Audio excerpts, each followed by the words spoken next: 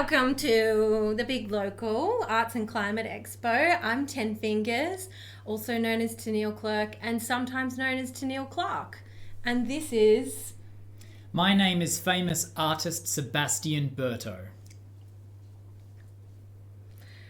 The Big Local Arts and Climate Expo is a series of live streams about art and climate, showcasing artists whose work engages the community in climate action. I will get my words out properly. And it's brought to you by Ten Fingers and the City of Yarra. Before we start, we would like to acknowledge the traditional custodians of the land, the Wurundjeri Woiwurrung people. Sovereignty was never ceded, and this always will be Aboriginal land. This Thursday, just going to let you know now, we'll start advertising our next show before we even get to what's going on here. It's going to be an evening of live art, so don't miss that out. I'm a little nervous because right before we went live, our connectivity just dropped out, and we were just like, oh. Yeah, and I'm also monitoring the show on my iPad, and it just looks like it's chunking up. Sovereignty was never ceded, and this But will be. the audio seems all right. Interesting. Little glitchy. Oh, Kylie's at 160p. Well, we're just going to forge ahead hotspotting on Sebastian's phone and just hope for the best. It's probably like Sunday night, everyone's at home. Yeah, everyone's using the internet. If people could stop using the internet, that would be great. Mechasaurus's vision has cleared up. Good. We really appreciate if you could continue to let us know if you're having any issues, and we can give my Wi-Fi another go. All right, well... It's a lot of things to be running off a hotspot. A Zoom chat, live broadcast, and multiple... But Sebi has some outrageous plan that they're on. I have basically infinite data, and it rolls over. Anyway, it's great. But you pay lots of money, so there you go. That's what you get. All right, well... You're just watching a stop motion animation of us at this point. Okay, well, you'll get our sound. I'm just going to keep talking and hope that something happens that's good. Okay, so this Thursday, I'll just ramble for a while,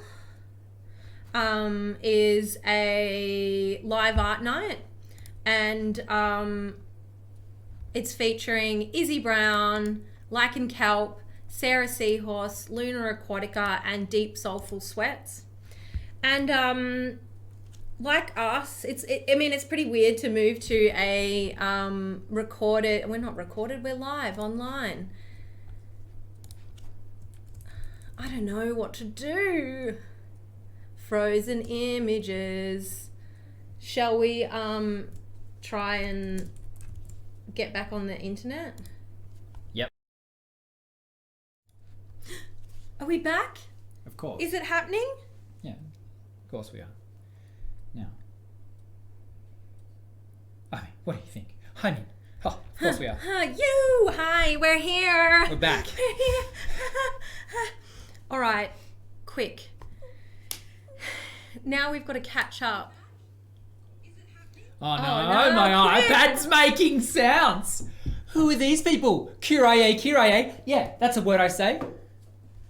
Have you ever done a tiny little wheezies in the toilet? All right, deep breaths, everyone. Let's just do a quick little centering meditation. If you don't feel like doing a meditation, just imagine what it might be like to do a meditation, taking in, closing your eyes first. And if you don't feel like closing your eyes, just imagining what it might be like to close your eyes. Mm-hmm. Taking in a couple of deep breaths in through the nose, holding for a couple of heartbeats, and then sighing it out. Oh my God, that feels so much better. Another deep breath in. holding for a couple of seconds, and then sighing it Sorry. So that was... All right, I feel better now. Okay. Now, what are we opening up? We're opening up our sense of humour. That's what we're opening up. And so tonight's theme is comedy, but the joke's on you. There's nothing funny about climate action. So while you've all gathered here and we've already had a couple of laughs, actually for the next 2 hours we're going to be going through science, data, analysis, government policy. We are going to be bringing up some reports. We've got the IPCC report, the CSIRO report, the COE, the COP, the GO6, the BHTYD. We've got it all. We're going to be going through that. The HDMI. So, yeah. Have you got that backdrop picture that we organised earlier today with the pit of hell that opened up? Uh-huh. I do have that somewhere. Anyway, so, you know, bad things are happening all over the world and you came to see comedy. Have a think about that while Seb brings up a picture. That was it. I know. It wasn't the right file though. Anyways, that was the punchline and it's gone. That's okay. We're just kidding. It's all right. No. We're actually going to do comedy. But we'll just have that in the background. So I guess I just, you know, for me personally, like, if things aren't funny, I find everything has to be funny. So tonight is really about celebrating the power of comedy when tackling tough issues, because all of that dry science and data is painful. No offense, scientists. I know we've got at least one scientist out there. Anyways, so, you know, I love being irreverent. I love humor because it eases tension and it makes learning really intense information a lot easier. Is there anything you'd like to add to that, Sebastian? Humour is most important to my life. Yes. And so is absurdism. Yes. And it helps me survive. Yes. So also I want to mention that, you know, whenever you're consuming any kind of content, you should be looking at it through a critical lens and really thinking about what is this information that you're consuming. Even tonight. And I'm saying this as a bit of a disclaimer because I have no idea what anyone's comedy content is tonight. I just picked people. One person I knew. One person is a comedy legend that we should all know if you grew up in Melbourne in the 90s. And then another person, I literally just Googled climate action comedy Melbourne and his name came up. So that's where we're at. I feel a bit thrown off my game because I was just like, we're running a really tight schedule tonight. Me too. Anyway, okay, we'll just have a word from our sponsor. Well, actually, we have a sponsor tonight. Do you want to bring that up? Yes, I do want to bring our sponsor up. The joke is on us. We're really disorganized, and then what happens when they're disorganized? Shit goes wrong, and then it gets chaotic. Oh, wow. So a word from our sponsors, Climate Action TM. Climate Action TM is a new company. They are available for all your climate action needs, whether that is greenwashing your business, whether that is outsourcing your critical thinking to their critical think tanks, whether that is, what else do they do? Oh, they automate your climate action. Anyway, they have sponsored a prize for this evening. So how you win that prize is the Zoom room open for our first performer? I have admitted It's our available. first Okay, performer, it's available. All right. but I don't know. Anyway, everyone They're wants there to know yet. about how yes, they they can are. win a prize. That is obviously the most important thing. So how you win a prize tonight is it's for the person who does the most. Now, just by tuning in tonight, you are taking climate action. If you comment, you are partaking in climate action. There is some other stuff you can do. You can vote for us in the People's Choice Awards. I will put the link for that. And if you let us know that you voted for us, that is a vote for climate action. Now, also, other ways. For every petition that you sign while this live stream is going, that is another point. For every link that you share in the comments that has something to do with climate action, that is another point for you. Now, I will be keeping tally, and that at the end of all of this, you will receive your prize, which is sponsored by Climate Action. Do you want to say, we've got another thing? Well, another way that you can win is if you change your social media profile pictures to the following picture that I am posting in the chat that you can download now. And it looks like this. Yeah, any profile picture, and then you can give us a link to your profile picture. And we're going to be... We'll be checking live. We'll be checking live. And you can download it from the Google Drive and change your profile picture on any social media account. Check out the link we just This shared. is how we take climate action. Right now. Can you please answer that chat question that's in the Zoom room, please, Sebi? All right, I'm going to be starting here, Sebi. Oh. I am going to be starting a, what's it called? It's like a spreadsheet. And I will be keeping track of you all that's in there. And yeah, at the end, do you want to show what the prizes are? Yep. The prizes are this beautiful t-shirt image. Beautiful t-shirt image. It's a beautiful t-shirt It's a image beautiful that t-shirt you image. Can win. What else can they win, Sebastian? They can win this beautiful badge image. It's a badge image, Climate Action TM. So we're talking about an image of a badge image.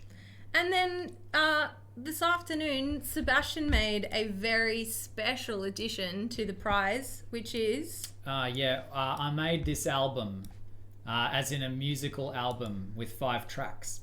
And it is motivational songs for a greener world, Climate Action TM, the album. So the winner of tonight's Climate Action TM will be those things. It's a bunch of MP3s that are all well labelled. But mostly be excited about what's coming up next. All right. So without further ado, we are about to cross live to our very first performer, Patrick Rehill. Patrick is a writer, performer, and improviser based in Melbourne. Barring any unexpected virus developments, he will be performing in his show Climate of Courage, a comedy show about climate grief at the Melbourne International Comedy Festival 2022. He will be also performing at Soothsayers Improvised Jane Austen at the same festival. We are very lucky tonight to have Patrick, lucky because I found him in my Google search. So, what are you doing, Sebi? What are you doing? Nothing. What's going on, Sebi? Make it Sorry. stop. And wait a second. And sorry. Okay, we're going to bring him in. All right, ready? We'll let you know when you're in, Patrick. Sorry. Okay, ready? Patrick, you're in. Can we test you? I'm in. You're in. We can hear you. Excellent. Sorry about that. Don't apologize. Volume just took a It's dip. on me. So thank you for that lovely introduction, and found me on a Google search is very high praise. So thank you very much for that. So it's very nice to be performing at Melbourne Fringe. I am an artist slash academic slash bisexual vegan. That is all true. That's not me making fun of the audience. I am one of you. I live in Fitzroy. And so it's nice to get to sort of talk to an audience that cares about a lot of the same things I do, because statistically speaking, all of you are also all of these things. So earlier this year, I felt pretty hurt, and I'm sure all of you felt hurt about something the Prime Minister said in a speech. He said that it was up to regions like the Hunter Valley and the Pilbara to find ways to tackle climate change, not the, quote, wine bars of our inner cities. Now, he said this in a speech to the Business Council of Australia. These people you can see here, I hope. Now, you may be asking yourself, if we're the cultural elite, why do they look so rich and powerful, and why am I presenting slides off of a broken iPad? The answer to that is a little bit embarrassing to admit, but I actually spent all of my immense wealth on cab savs, and they spent it on the sensible investment of awful speeches from the PM. I think the reason that I say that that speech was awful is that ScoMo was deliberately sidelining the voices of people like all of us. And he was pandering to an audience with sort of lazy attacks on their political boogeyman. And that's below the standard of behavior that we should accept from a Prime Minister. Fortunately, though, it's just slightly above the standard of behavior expected of a Zoom comedian at 7:30 on a Sunday night. So I'm free to do a little bit more riffing on an out-of-context ScoMo quote from 6 months ago to a Melbourne Fringe audience. So won't that be nice? So I wanted to, this evening, just give some tips about how people like you and I can make our voices heard, even though the Prime Minister is trying very hard not to listen to them. So my first tip of the evening is write to the PM. Now, there's no point writing to your MP because if you're here, they're probably no good commie lefty like all of us are, and they're just as frustrated by the PM as we are. But you can still write directly to the PM no matter where you're from. Now, you might be asking yourself, won't he just throw my letter out when he finds out that my voice doesn't count on this issue? Well, one thing you can do to stop that happening is enclose a doctored photograph of yourself. Now, you could just make stuff up in the letter to make him think you're a salt of the earth coal baron, but a photo is better at making it an emotional connection, and it's much harder to fact check. So, for example, here, goodbye, in a northern millennial pinko, hello, salt of the earth businessman, and maybe I'm a rugby fan who also owns a home, as you can see by the fact I'm holding the deed to it. Now, even if your Photoshop skills aren't quite as good as mine, or if you can get them up to that level, there's still one problem. And that is, won't he know where these letters came from? Won't he know that it came from areas that he doesn't have to pay attention to? Yes. In fact, Australia Post knows exactly which post office processed each letter on the way. Which brings me to my second solution. Now, it would be silly if we were to send someone up to coal country to intercept all our letters and post them from there to the Prime Minister. It would also be against COVID regulations. I think I found. Oh, hello, can you still hear me? Yes, we've just lost you. You can't see me. There we go. I don't know what happened. I don't know which webcam is taking this, but that's fine. So my second tip is please fund my Robot Arm on Wheels project on Kickstarter. Now, I'm running a Kickstarter to build a robot arm on wheels that I'm going to send up to the Hunter, and then it's going to sort of assemble itself up there. And if you send a letter to its PO box, it will open those, take out a letter you've put inside that letter addressed to the Prime Minister and then mail that to Canberra. Now, we've got some great rewards as well for backers. We've got T-shirts, we've got stickers, we've got thanks notes written by the robot arm to you. And if you go all the way to $5,000, the arm will cook and eat dinner with you and 5 friends. Just a warning on this, though. There was a little bit of disagreement between me and the engineering team on this project about what was feasible within sort of current AI. And so eating and cooking will mean, in this case, it's going to take an already cooked meal out of a large grease-proof envelope and then sort of feed that into a mail slot that's been made to look like a mouth. And if your friends would like to get in on some of that food, you will have to pry that food out of its cold vice grip somewhere along the way. My next tip is take direct action. So I'm told you have to break a few eggs to make an omelette. And if we can make Australia's inner city wine bars our number one source of emissions, we can take control of Australia's climate policy. Now, unfortunately, all of us presumably are in Melbourne, and that means we can't actually go out to wine bars and do things like cut the gas lines, but we can get creative.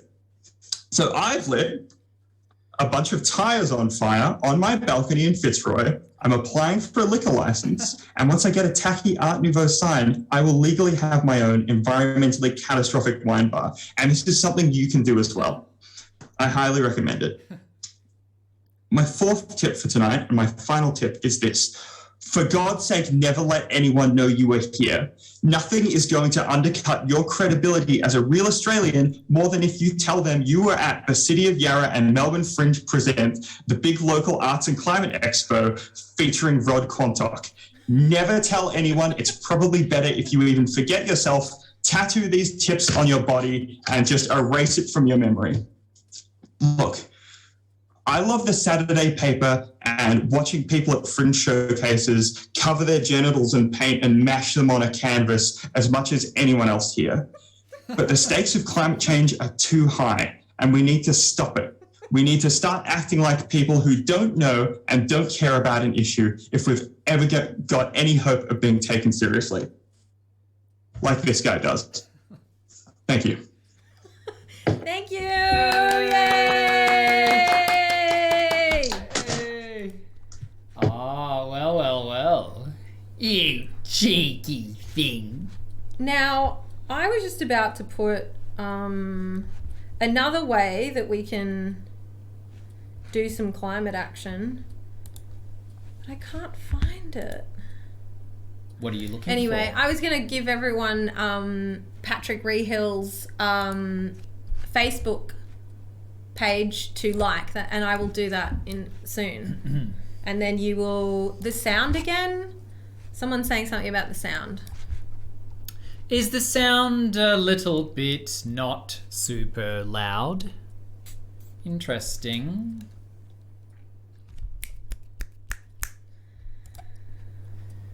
That's weird. Well... I can perhaps turn it up somehow. Turn it up. Fizzy Fingers, yes. We've got some milkshakes which were supplied by Sarah Seahorse. Delicious. How about now? Is that a little bit better? Is this better? Is this better? Can you hear us? Can you hear us? Can you hear us? I'm just turning the decibels up heaps. Turning the decibels up heaps. How about 30? How about that? Carly Fern. Thank you, Carly Fern. Patrick. Comedian. I don't know. The audio is up as high as I can possibly. It's up as high as we can possibly go. All right, here we go. If anyone's wondering, this is a very DIY experience that we've got going on here. Yeah. When you switched it to Zoom, it changed. Like, this is the Zoom room. It just Anyway. looks like this. Yeah. Oh, well. Anyways, now, if you like Patrick's Facebook, that is another climate action TM point for you. So, all right, well, just scream and it's fine. All right, what have we got up next? We've got a little bit of time before we've got our next, shall we play a little video? What are you doing? I'm looking for the little videos that you sent me that I had to close because we had to restart the computer. Oh, yeah. Oh, wow. Isn't it just in an email that I literally just sent you? I think...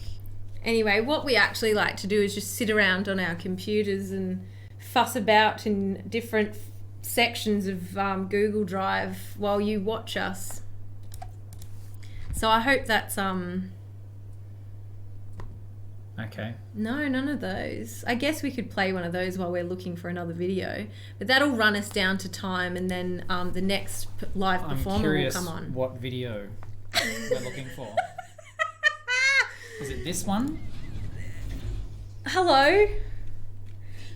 Oh, thanks. We've just been delivered a mic, What video a are we looking karaoke for? mic. Well, there was the video that's one of the main things that we're playing tonight. It's called, it's by Nemesis. It's called Yes. Resource Daddies. Yes. I must have downloaded that somewhere. No, it's just on YouTube. Oh, that's right. That's where it was. Okay. Yeah, that closed down. So I just have to go to my email and find that. Well, thanks everyone for coming here this evening. Yes, thank you Sea Snacks for delivering the mic, which is what is going to get us through from now on. Sebi, would you like me to... Let's switch seats. You do this. Okay. And I'll look for the video. Tennille once sent me a video. It was called The Farmer's Daughter. And when I opened up the video, it was this picture of a large farmer's daughter. And the farmer's daughter was wearing the pelts of small chitinous crabs on the coast of the West Indies.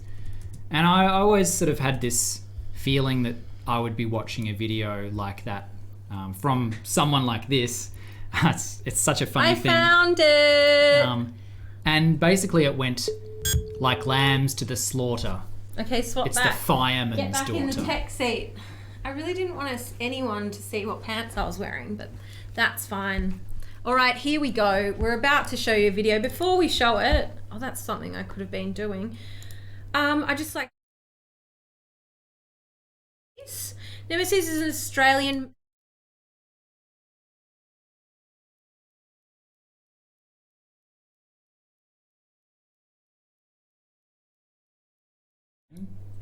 Say it again. Why? Because the audio wasn't on, so start again. The intro to that. This is a comedy of errors. We did so smoothly in the last two. We had the panel discussion. We had the I can't even. While this video is happening, I'm gonna go get myself a beer, as well as my smoothie. All right, here we go. Nemesis. Nemesis is Australia's most toxic collaboration since the Veronica triplets offed the third sister and rebranded as twins. Comprising of Vijay Rajan and Alistair Baldwin, two of the country's most award-wanting comedians, Nemesis has bravely created experimental content for the Wheeler Centre, Melbourne Fringe, and Running Dog. So without further ado, Resource Daddies.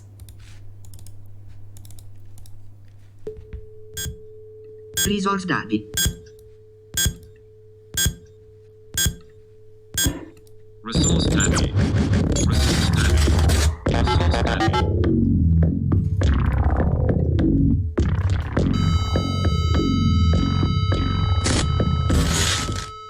Resource Daddy. Resource Daddy. Resource Daddy. Resource Daddy. I'm Alistair Baldwin, I'm Vidya Rajan. and if you're wondering what these leg braces are for, the answer's simple. attention. And if you're wondering why I'm here, it's because I'm an ally. That is, I'm Alistair's friend who supports him selflessly as he goes through life bravely coping with his need for attention. And together, Vidya and I are nemesis. You can think of us as Australia's most toxic collaboration since the Veronica triplets got rid of the third one and rebranded as twins. Today we're your guides on this primer into resource studies, a topic close to our hearts and sometimes other organs as well. I'd go so far to say that there is no issue more vital in a world headed for climate disaster than knowing your way around a resource study. Resource studies. A primer for the future apocalypse. If you're watching this, you're probably disabled. If so, congratulations. Much like being a girl boss, you can monetize that. Alternately, maybe you're just abled, or as we refer to it in the disability community, physically and mentally boring. Whatever brings you here, we're here to discuss a very important issue, survival, because just look at what's happening here. Disability survival is all about relying on each other as a community. Take me and Vidya, for example. When I'm fatigued from my muscle disease, I just steal Vidya's Dexies for her ADHD, which gives me the energy to do simple admin tasks for her when she can't because her Dexies have run out for some reason. It's called mutual aid. But what if we don't have to rely on mutual aid as a community? No, we're not talking about an adequately funded welfare system from a socialist government. As 90s kids, we know we'll be neck deep in liquid glacier well before our government acknowledges disabled people as worth saving. No, we're talking about Resource Daddy. Resource Daddy. Resource Daddy. Defining our terms. A resource daddy is a wealthy individual who's made plans to survive the climate apocalypse and leave the rest of us peasants in the 99% behind. Resource daddies can come in many shapes and sizes, but the two things they all have in common are their immense unseemly wealth and their love of finding shelter to sustain them, most commonly in the form of a bunker in New Zealand. Vidya and I have been lucky enough to secure one of these resource studies. That's why we're making this primer. We would never talk about something we didn't have expertise in unless we were being paid to. You know, Alistair, let's make it even simpler for our viewers. A resource daddy is simply a sugar daddy for the climate apocalypse. Yes, a new archetype for the end times. Because let's face it, the climate apocalypse isn't super duper accessible. I mean, these pre-Anthropocene good times, if that's what you'd even call 2020, aren't even super duper accessible to begin with. So you can just imagine how inaccessible it will be fighting for drinkable water in 2040. The rubble of what was once Melbourne won't exactly be brimming with ramps. Why spend your final years on the surface of this godforsaken earth when you can cozy up with a Tesla-adjacent upper-class carer with benefits in his underground bunker? What is my resource daddy looking for in me? A great question. Yes, before getting ahead of ourselves and trying to find a daddy like we did, the most important thing you can do is work on yourself to be ready and worthy for your resource papa. Here are some steps. Environmental acculturation. As we mentioned, resource daddies love investing in durable infrastructure for the apocalypse, most often pressure-controlled bunkers. Much like a hermit crab's shell, a resource daddy's bunker is an extension of his self and thus must be respected. This means we took our jobs seriously. We sought out dark, pressure-controlled underground environments to acclimatize our bodies to our daddy's shell, like the catacombs of Paris or Dave Hughes's Parasite House. Cute! Now when our resource daddy. Oh, we share one bisexual resource daddy. It's a long and degrading story. Saw how well we took to an underground facility in a weekend trial. It did us a lot of favours in his graces. Do not try to be something you're not. Diversify the resource of your own portfolio. The key to hooking a resource daddy is actually to begin viewing yourself as just one of his many resources. First things first is to get over the idea you'll be a resource daddy's only bebe. Resource daddies didn't get where they are by investing in one product. They know how to diversify their portfolio to market-proof their capital. Your resource daddy likely already has a Kate Moss or equally attractive Kate Moss clone in his portfolio, so you have to offer something different. Much like a court jester, leverage your entertainment value to the ruling class. You think a Kate Moss clone can riff? You think a Kate Moss clone studied under someone who studied under someone who studied under the great French clown Gaulier? No. Yes, your resource daddy will need your dark sense of humour once his favourite pre-apocalypse court jester, the Joe Rogan Experience, is disappeared by a vengeful mob in one of the many scarcity conflicts to come.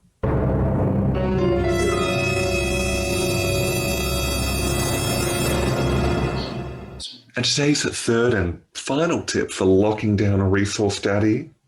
Be open to butt stuff. Pretty self-explanatory. Yes. And also, like... Be open to SWAT stuff, coal-based fetish play, stock market, squirt parties, etc, etc. Did we say butt stuff? This has been a short intro. If you want more help, techniques, and information on who's buying bunkers in New Zealand, subscribe to our new publication, Resource Baby Digest. Resource Baby Digest, a TikTok-only mag-e-zine for the resource babies of tomorrow.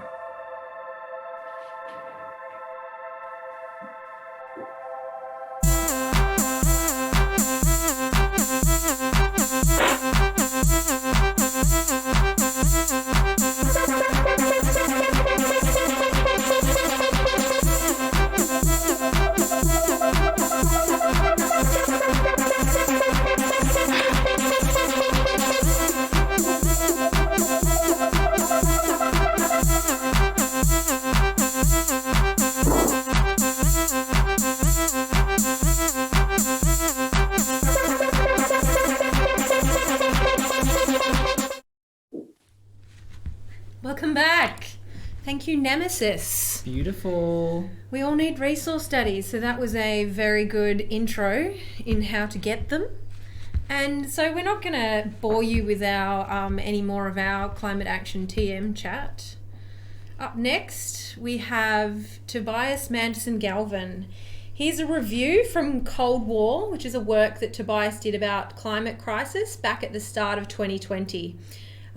If you're a die-hard punk, you might like it. It goes on, ironically, the weather had changed to be rather cold and autumnal. The atmosphere was decidedly chilly with no hint of global warming, 1 star. That was from a website called Eventelaide. Brecht would be unimpressed, Stage whispers.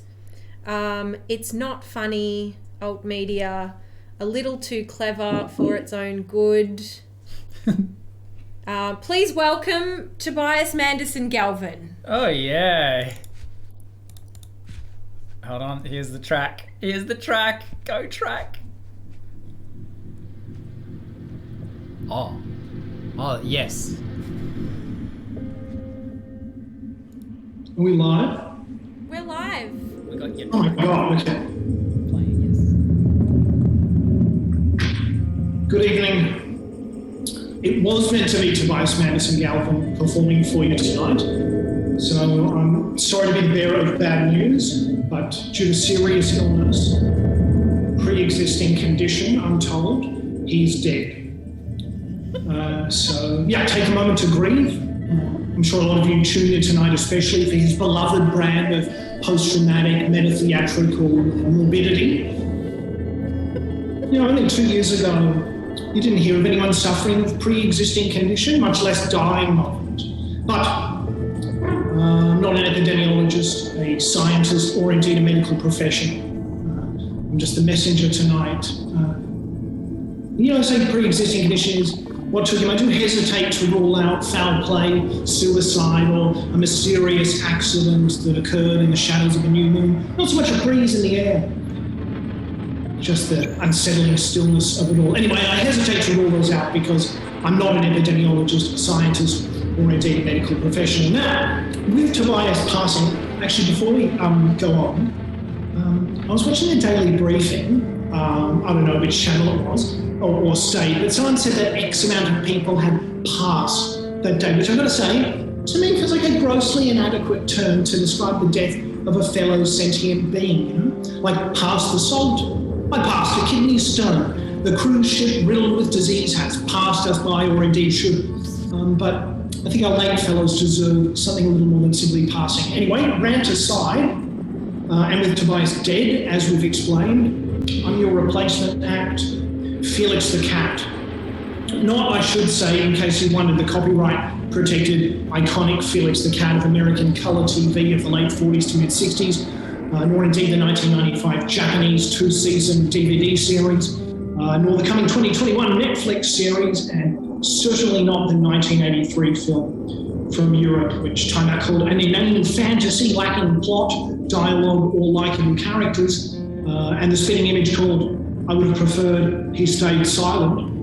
And efilmcritic.com described it as a particularly depressing experience. So don't worry, I'm none of those characters. I'm Felix the Cat of the silent theatrical shorts from between 1919 to 1936, the origins of which are disputed and legally ambiguous enough to Neelan said that I won't need any additional fee beyond tonight's performance costs. Now, 1919 to 1936, and I don't know if anyone here's a history buff or even a student, but it was a period of time in which not very much happened on an international scale, you know, because everything had been sorted out. You know, there was a pandemic, sorted it out. World War, sorted it out.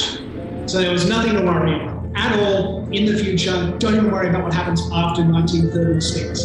There was a popular dance craze, a music, jazz craze, this wonderful craze of bankers just all leaping with joy out of windows. But other than that, it was very similar to the world that we live in now. And that's why Neelan asked that I, Felix the Cat, silent movie star, would be an appropriate replacement for Tobias, who, as we covered earlier, is dead.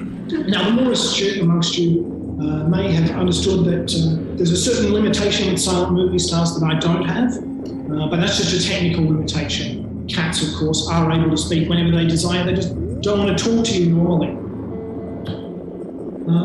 Look, if you don't know Felix the Cat, by the way, here's the top 6 questions if you Google it.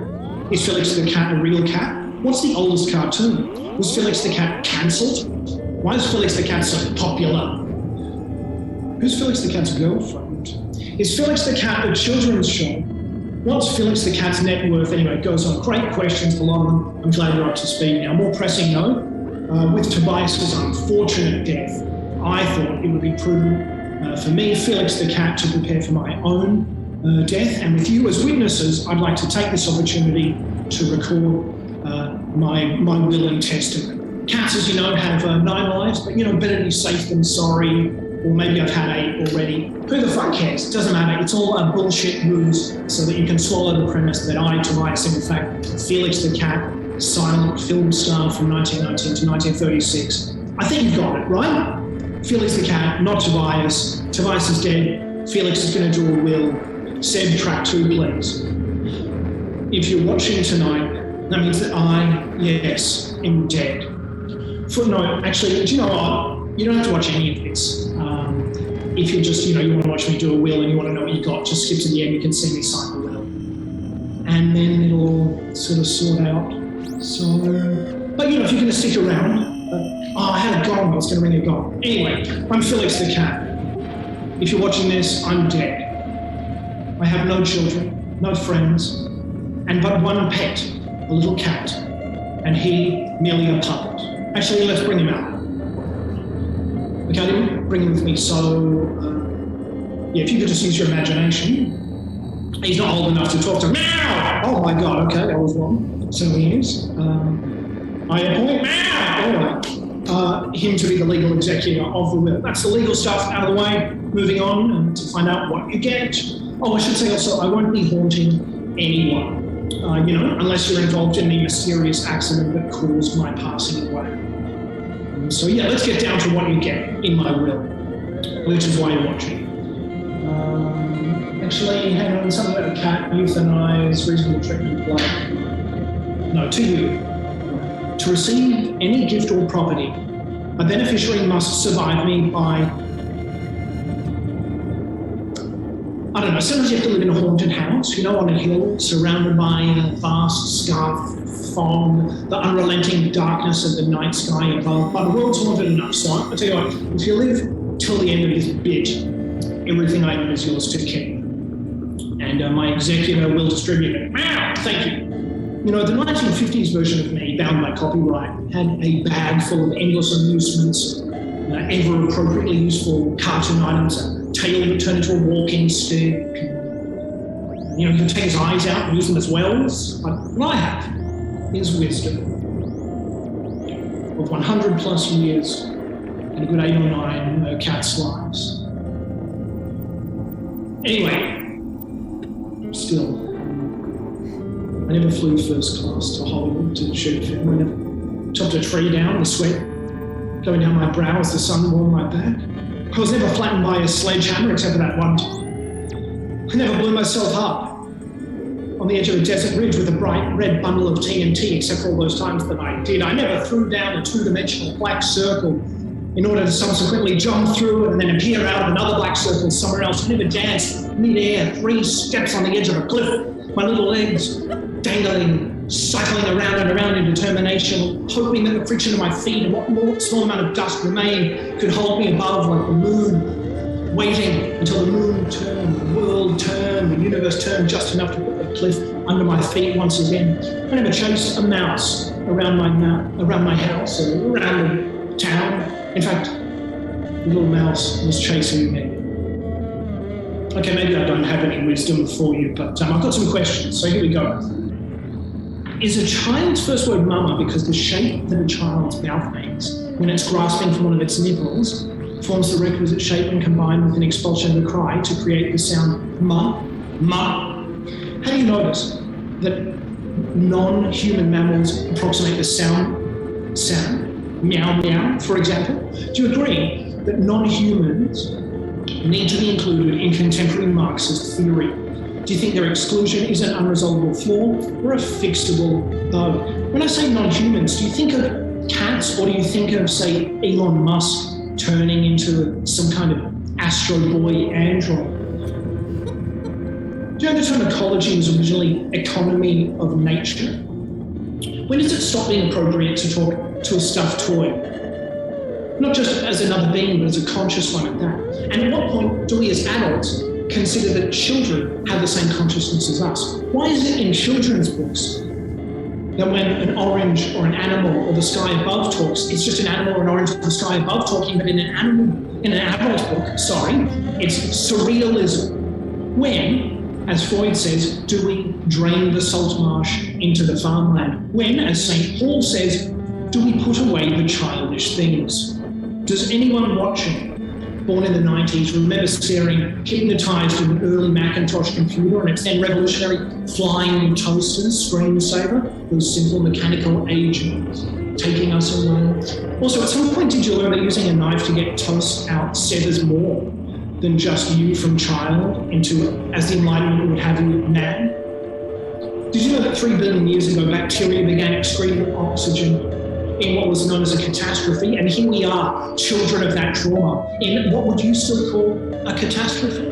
Did you as a child, young, 4 or 5, wear your school uniform for a week before your first day at school, thrilling with anticipation and excitement? And then did you weep violently and uncontrollably upon standing at the school gates with your mother's white knuckle clutching you in a hug as much fear as love? And the first time she came to a school recital, did she have so much fun a little strip of her hair turned grey? Would anyone really miss the polar bears? Have you ever made a difference? And if you were to make something different to a difference, what would that be?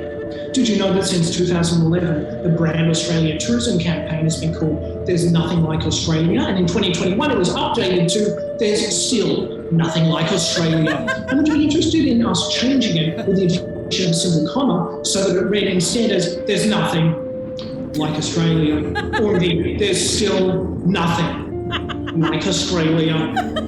Do you think Adam Smith's invisible hand of capitalism seems to have built an invisible country?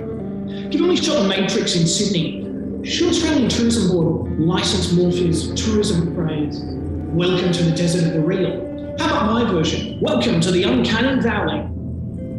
Are you unimpressed by the 12 apostles? Do you in fact find the Great Ocean Road to be at best a good ocean road?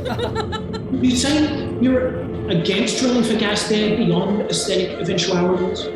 Given the National Rugby League is expanding to 17 teams from 16, and the new team is called the Dolphins, what's wrong with me? And also, what's wrong with me that even though they're murderers and violent, I still don't find them a cool enough mascot? Given that none of us want to eat a mascot, nor fight them, what good are dolphins? Does American dentist Walter Palmer's shooting of Cecil the Lion in 2015 and social media erupting in disgust, and then the UN subsequently putting forward a resolution against poaching and animal trafficking, really just go to show how much we hate dentists? Should we not celebrate on May Day the winning of the 8-hour workday? No, instead, should we riot that our lives are reduced by capitalists to function and fuel? When Marx describes early capitalism in the quip, first the workers are driven from the land, then the sheep arrive. Do you think, yeah, very funny, Marx, but speaking of sheep, where are the wolves? And while we're at it, where's the wind? Where's the water? And also, where are the wolves? And when you hear people talking about saving the planet, do you think to themselves, listen, the planet's going to be fine. It's the bats and the pangolins and the people that I worry about. And also, the wolves. Someone's got to worry about the wolves. Hey, listen, tonight I think is probably the only live performance that Seb and Tennille have put on, so here's some heckles in advance for you. Tobias's performance is an illusion in believing that artistic actions can bring about the end of neoliberal hegemony.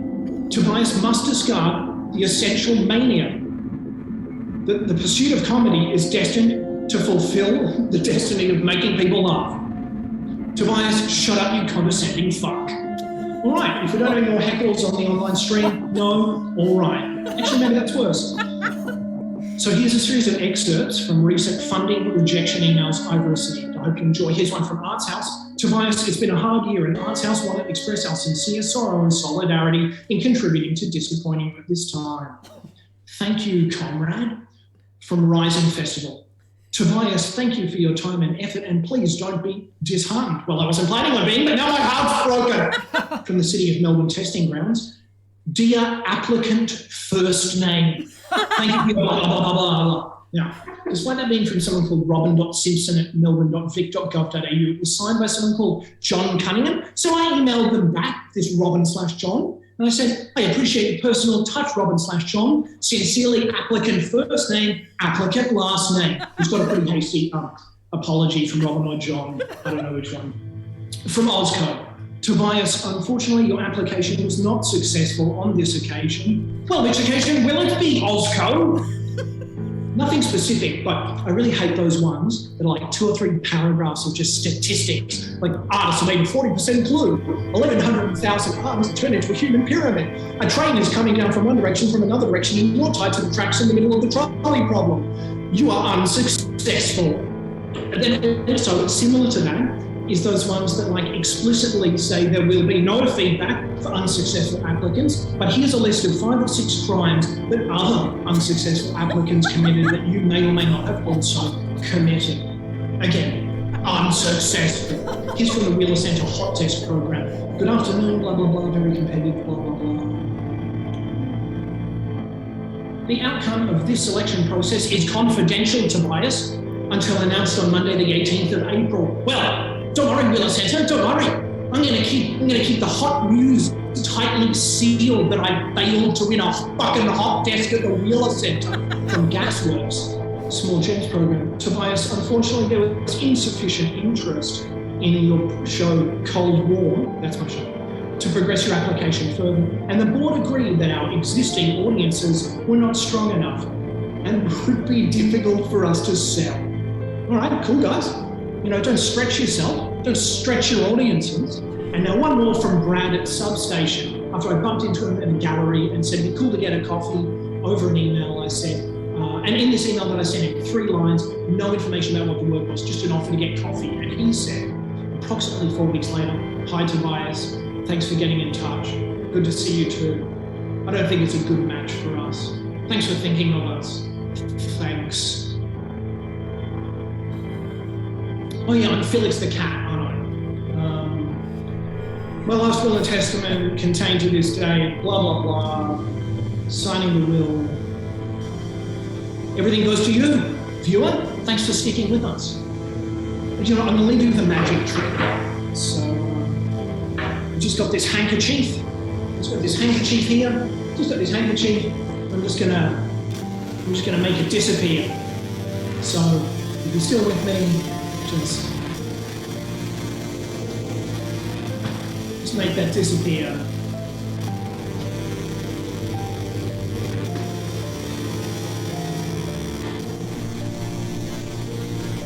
Back to you, Neil and Seth. Oh my gondola. Well, that was Tobias Manderson Galvin, a lovely young, upcoming, sensitive, self-identified comic. We all look forward to seeing much more of what he has in store for us, the young man who's actually dead. So, Vale, more opportunities for arts funding rejecting for the rest of us. So we have something very special up next. No more or less special than anything else we've seen this evening. Sebastian, how ready is it? Are we ready for a very special guy that we know of? Are we ready to watch a very special guy? Well, up next, we have Rod Quantock. No, wait a minute. I'm still here, you fucks. Oh, Listen, yeah. you called me a self-identified comic. That is not even remotely true. I said I'm a self-identified young person. Hold on. I'm not remotely a comic, and I won't stand for this slander. Good night to you. Enjoy Rod Quantock, everybody. Good day to you, sir. Good day. All right. All right. Here we go. We've had a lot of technical issues, and let's all just put our positive thoughts towards what. Wow.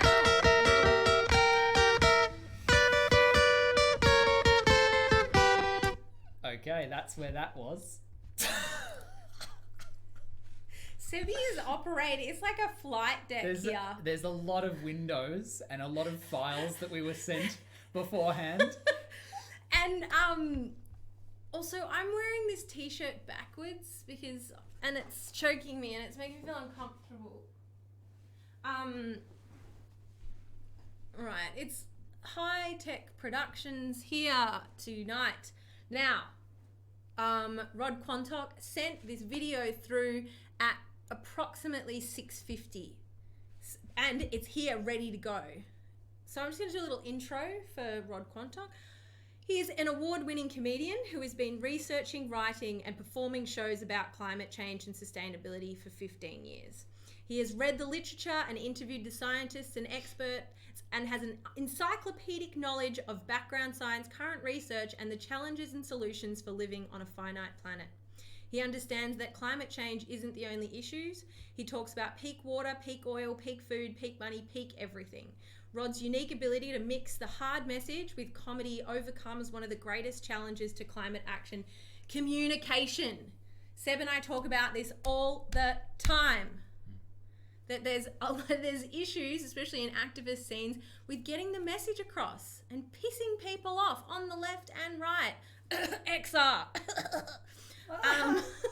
Why are they so cringe? That is a topic for another time. So Rod wanted everyone to know that this is an early draft of a show, a video that we're about to watch. And he also wanted to let us know that Sam Neill will do the voiceovers in the final version. That's fancy. Fancy. Sebi, I reckon for this final video, which is going to take us out for the evening, we'll come back at the end to tally up the climate action points. But I reckon we should put the chat on the... Should we have the chat on? No, leave the chat off for the recording. I think we leave the chat off for the film. Never mind. But maybe... We can put it back on when we come back here, like this. Ah, yes, there we go. All right, so keep your climate action TM coming in. And here we go. Rod Quantock, comedy legend. And let me just do this. Just want to get that sized perfectly for everybody. Size it perfectly, Sebi. Thanks everyone for their patience and understanding.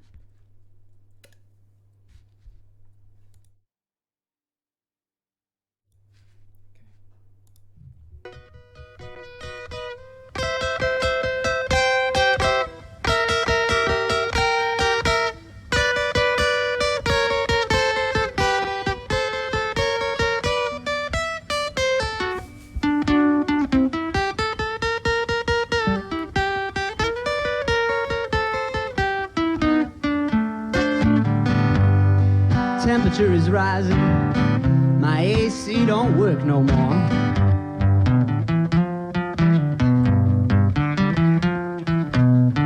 Temperature is rising, my AC just don't work no more.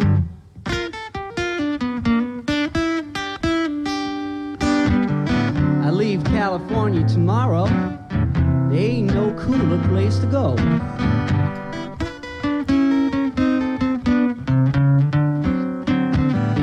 Caps are melting, seas begun to rise.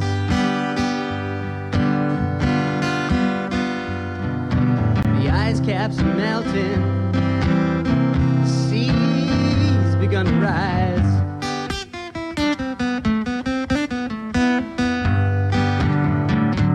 Bringing salt water to the wealthy and bitter tears to my eyes.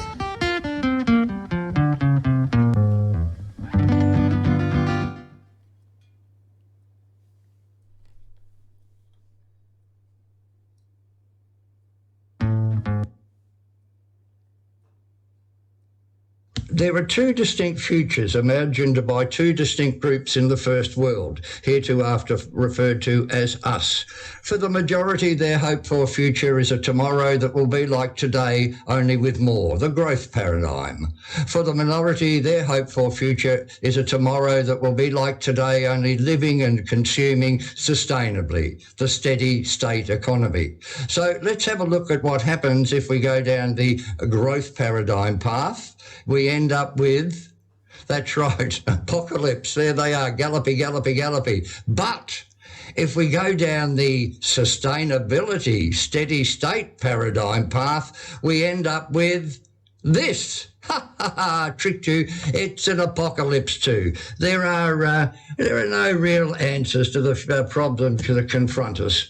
Planning for a tomorrow that will be like today, only with more and more people consuming more and more of less and less, is self-evidently suicidal, and none of you would have picked that future. But if you went for the steady state economy, well, planning for a tomorrow that will be like today, only with wind farms and electric cars, at least acknowledges a problem, but ignores a basic reality. Transitioning to a just, sustainable economy requires energy, lots of energy, and the only energy we have lots of is fossil fuels. So we have to burn more carbon to stop burning more carbon. With current atmospheric levels of CO2 well above 210 parts per million, adding more even for the noble purpose of living fossil-free in the future only exacerbates the problem. It's what I call catch CO2. And building a renewable future requires resources, all sorts of resources, from all over the place: iron ore, food, water, concrete, copper, rare metals, plastics, etc. These are the resources that are finite, and they're running out, and I call this peekaboo. So what do we do? Well, look, I've tried a lot of things. I even ended up trying comedy. And what you're about to watch is a fundraising evening I did for the Surf Coast Sustainability Group back in 2011. So, anyway, so look, we spoke about climate change in the first block when I say that we did, I did. And when I give these talks, I always ask if there's anybody who doesn't believe in you just do what you need to do. G'day. I ask if there's anybody who doesn't believe in human-induced climate change. Now, I only talk to groups like this. Nobody ever puts their hand up and says, no, I don't believe in human-induced climate change. But I was very fortunate to be asked to speak at a conference dinner in Canberra about 18 months ago. And it was an interesting conference. It was put on by the ANU. And what climate scientists now are doing is saying, well, you know, the science is over. Even though there's debate, you know, that example I gave of me being on the science show, the fact that you have to have balance in an argument. Even though on one side there's the truth and the other side there's lies and nonsense, you've still got to balance the truth with something, which is an absurdity.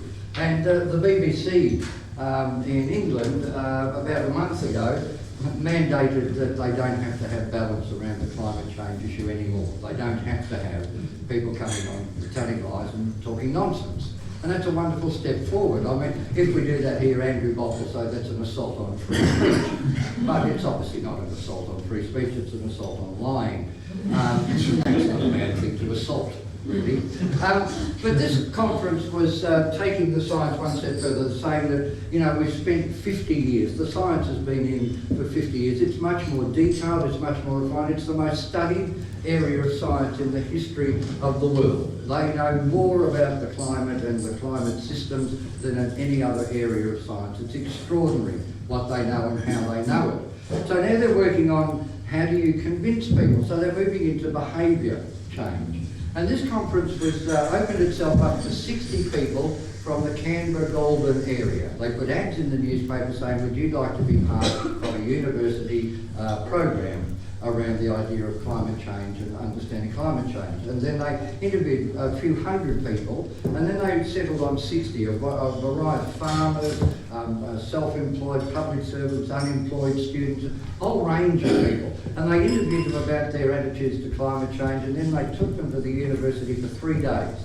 And each day they'd be exposed to 3 or 4 top Australian climate scientists, not about just climate science, but about the issues of food sustainability and security, the health implications of climate science, and I'll come to those a little bit later on. And at the end of each session, they'd fill in a form saying how their attitudes had changed. Now, I got to speak to them at the end of the first day. And there's 60 people in the dining room at the ANU, and I asked, does anybody not believe in human-induced climate change? And one man only put his hand up. His name was Doug. I can't remember, but let's call him Doug. And he was a farmer. And he said, I don't believe that we're changing the climate. And I said, well, okay, Doug, we'll just put your name up on the board. We put Doug up on the board. And he was first in our list of people we should eat. People we should eat food. Okay? That's what we do with these people now. Okay? And I'll get to the reason for that in a moment. And I said to Doug, look, don't worry about climate change, Doug. Just leave that aside. We'll just forget all about climate change. Let's talk about some of the things that really matter, like oil. You see, the oil is running out. And what people don't understand is the oil is running out. You can tell people that the oil is running out, but what people don't understand is the oil is running out. And oil is everything. It's not just the car you drive, it's not just the truck that brings you food, it's 500,000 products in use today through the petrochemical industry. It's in the tablets you take for your headache. It's in my shirt. I'm poor. I shop at Kmart. It's made from oil. My shoes have got oil in them. Well, this is most chairs you see have got oil in them. It's in carpet. It's in ping pong balls are made from oil. Now close your eyes for a moment. I can see if you haven't closed them. Close your eyes and try and imagine a world without ping pong balls. What will the Chinese do at the weekend if there are ping pong balls? They'll probably invade Australia just to keep their interest up. It's everywhere. Basketballs, the insides of footballs, everything is derived from oil. Now this is a graph. You probably didn't think you'd come here and see a graph this evening, but this is a very common graph. It applies to many things in life. It's called the bell curve graph. It applies to oil, because oil, like everything else on the planet, is finite. The most significant thing I ever saw in my life is people came to me on my deathbed and said, what is the one thing you saw in your life that meant the most to you? And I would say it was that first photograph of Earth taken from space.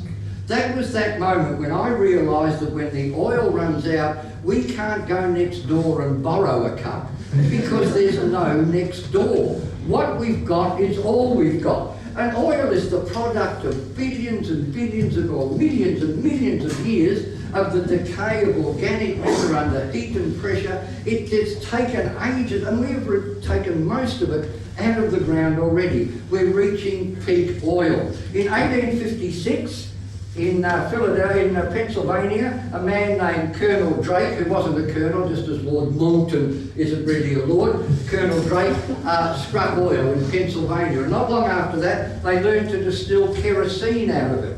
Kerosene became the means of lighting the interiors of the world. Up until then, we used whale oil. But with this cheap, easy to get at resource, we stopped whaling it. Well, when I say we did, everybody did except the Japanese. They still whale for scientific reasons. They're trying to work out why whales die when you harpoon them.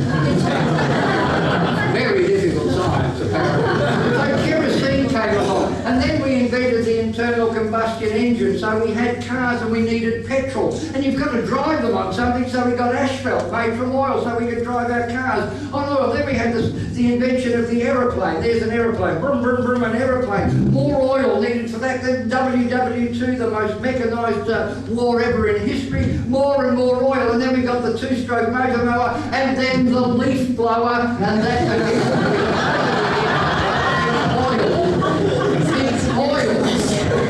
Now today comes down, well, I tell you what, in Bonnie Doon it was $1.49.9 per litre in Bonnie Doon on my way back from Timbertop. The aid said by 2018 it will be $8 a litre, then it'll be 10, then 20, then 30, then 40, then 50, then $100 a litre. Now you yell out stop when it's not worth driving to the Minya winery to see Rod Quantock perform. Very good. Well, thank you, I'm flattered. We got to $7 and then I'm not worth it anymore. I assume those people don't have far to come. That's what's going to happen. We've got to that point. And I saw a photograph of a modern operating theatre in a hospital. Photograph, the credit, subtitle thing, whatever they were, the caption, thanks for helping me. The caption on the bottom said 85% of what you see in this photograph is there because of oil. The plastic tubes into the arms, the rubber gloves, the plastic syringes, the face masks, the little things, the funny booties they wear, the plastic casings on the equipment that we can't make, so it has to come from Sweden and Norway and Finland by boat and train and aeroplane and truck and car. Like 85% of what was in that room was there because of oil. The 15% that wasn't there because of oil were the doctor, the nurses and the patient. Okay, and they were made of meat. Okay, when we get to this topic of peak food. Okay, so the oil is running out. All right, now people say, well, that's fine, we'll get electric cars. There are 2 billion internal combustion engines on the planet today, and somebody got a vague idea that they'll all become electric somehow. They won't, because the lithium is running out. And I heard the other day that helium will peak by 2020, and helium will be gone. And then all those children's birthdays that used to have balloons up here, balloons hanging down. Where's the joy in floppy hanging down balloons? Who's going to tell the children the helium is running out? So all of these things are running out. We have reached the peak of everything. And the problem, the overarching problem, is people. There are too many people. Okay? This is the people graph. Okay, there's the oil graph like that. The people graph is this graph. It just keeps going. In 1880, there were 1 billion people on the planet. By 1930, there were 2 billion people. By 1960, there were 3 billion people. By the 70s, there were 4. By the 80s, there were 5. By the 90s, there were 6. And this, sometime this year, we will reach 7 billion people on the planet, and it's on its way to between 9 and 10 billion people on the planet by the middle of the century. Now, the best way to look at this is that currently there are 350 million tons of people on the planet. 300, this is a good way of measuring people because it takes the sentiment out of it.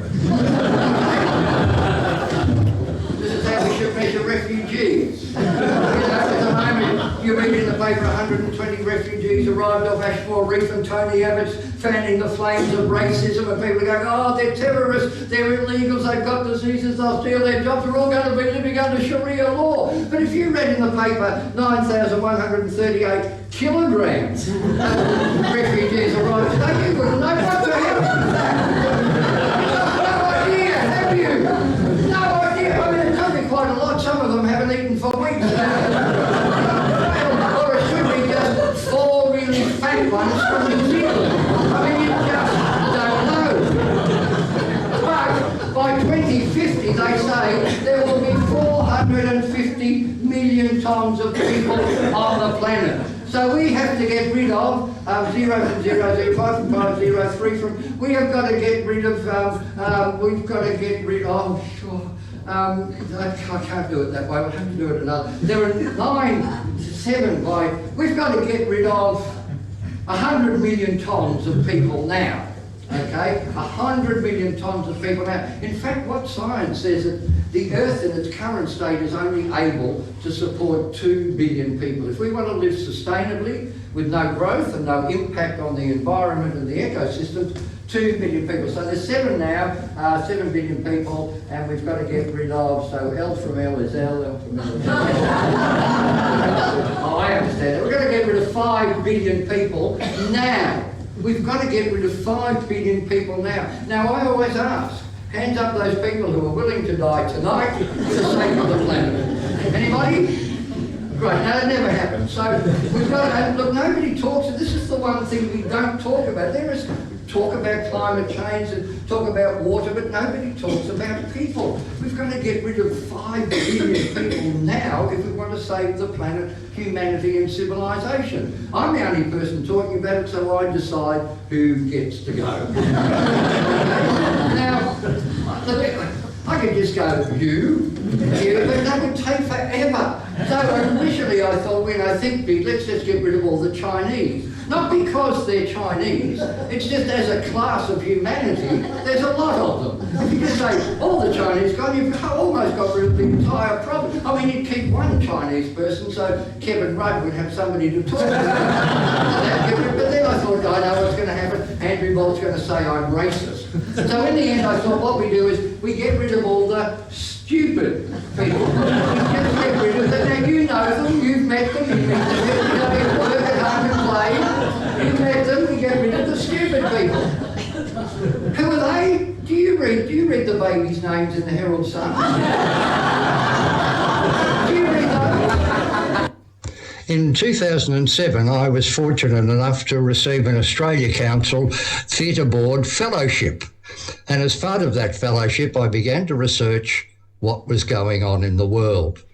And I produced a booklet called Coming Clean, and I'm going to show you some of the pages from that. I'll leave you in silence to read them, but pay particular note for the development of carbon capture and storage philosophies.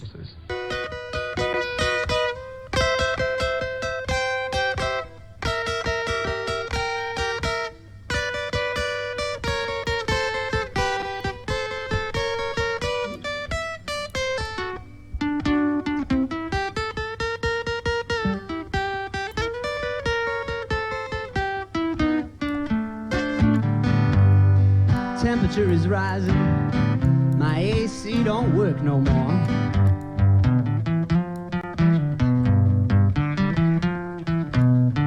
Temperature is rising, my AC just don't work no more.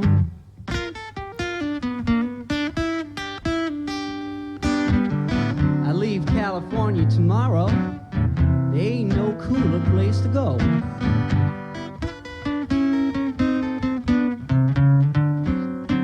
The ice caps are melting, seas begun to rise.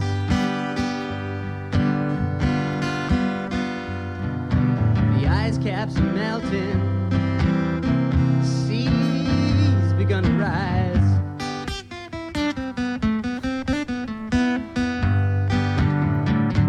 Bringing salt water to the wealthy and bitter tears to my eyes.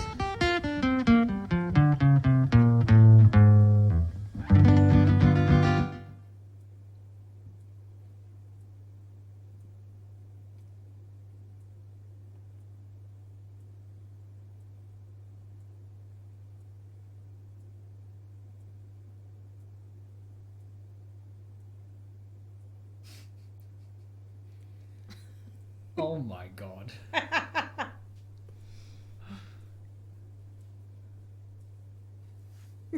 That's wild. Well, that booklet didn't make any difference to the future of climate change and the limits to growth. But in 2011, I did a talk on Robin Williams' Radio National Science Show. Let's see if that changed the world. So it went roughly like this. Science measures the pulse of the planet, and the prognosis that science measures the pulse of the planet, and the prognosis is that we're about to open the gates of hell and throw our children through them. It's the climate, you see. We're changing it. And as far as the climate is concerned, a change is as good as a holocaust. But look, before we go any further, take a moment to complete the following questionnaire. A, I don't expect to be alive in 2030. B, I do expect to be alive in 2030. Now, if you tick the first box, you're a winner. You have lived in the best of all possible carbon-fueled first world worlds. In your wake, a decades-long trail of ecological vandalism and carbon dioxide. But hey, you won't be around when the CO2 really hits the fan. Good on you. Now, if you don't want to know what happens when the CO2 really hits the fan, and believe me, you don't, stop listening now.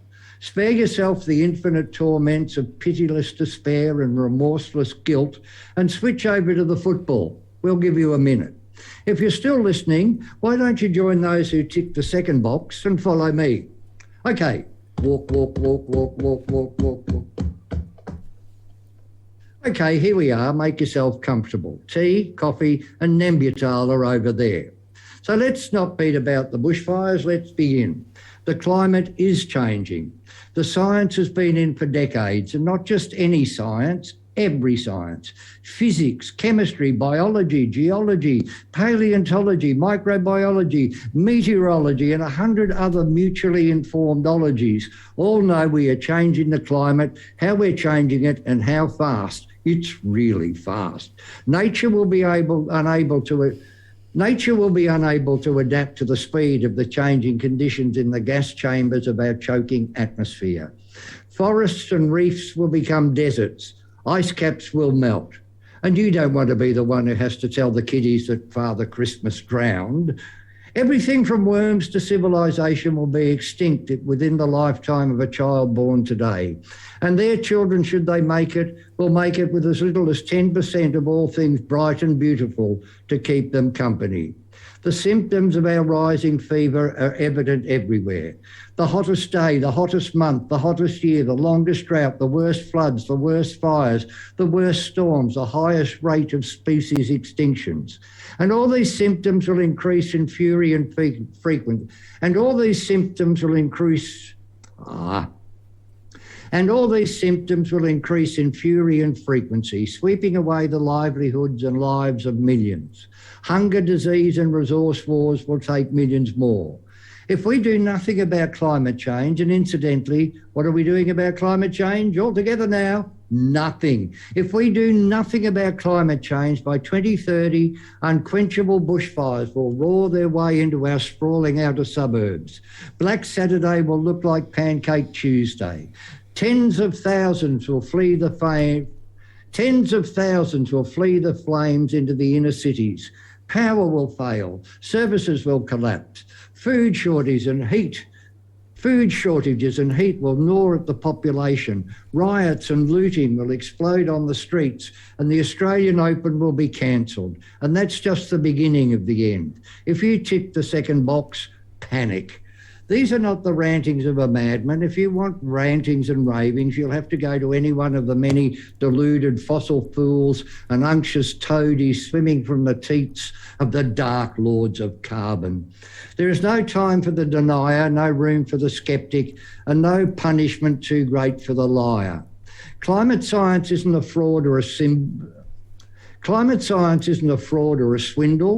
Science has no alternative motive, science has no ulterior motive, no hidden agenda. Climate science isn't a socialist conspiracy to overthrow capitalism or a plot to create a one world government. Climate scientists aren't dishonest, and they don't make it all up just so they can wallow in the rivers of gold that flow from the public purse into research. So let's get it over and done with. Anyone who denies human-induced climate change is either A, willfully ignorant, B, a buffoon, C, an ex-PR consultant to the tobacco lobby with a lifestyle to maintain, or D, a big fat liar. Tick a box, deniers and sceptics, and note you may tick more than one box. Whatever you tick, would you just go and stand over there with... In 2015, I became a research associate at Melbourne University, and I embarked upon a project which would define my future and the future of the planet, but it made bugger all difference anyway.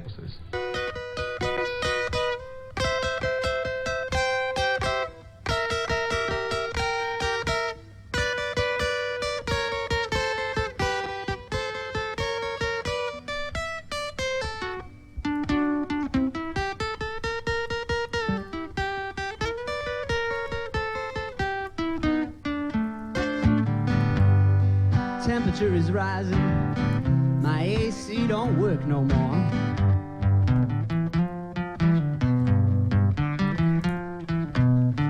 Temperature is rising, my AC just don't work no more.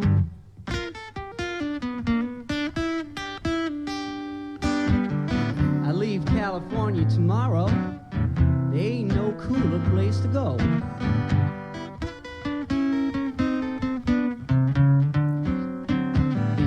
Caps are melting, seas begun to rise.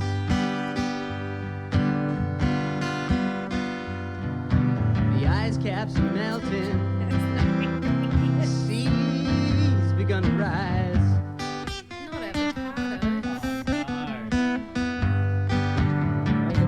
Bringing salt water to the wealthy and bitter tears to my eyes.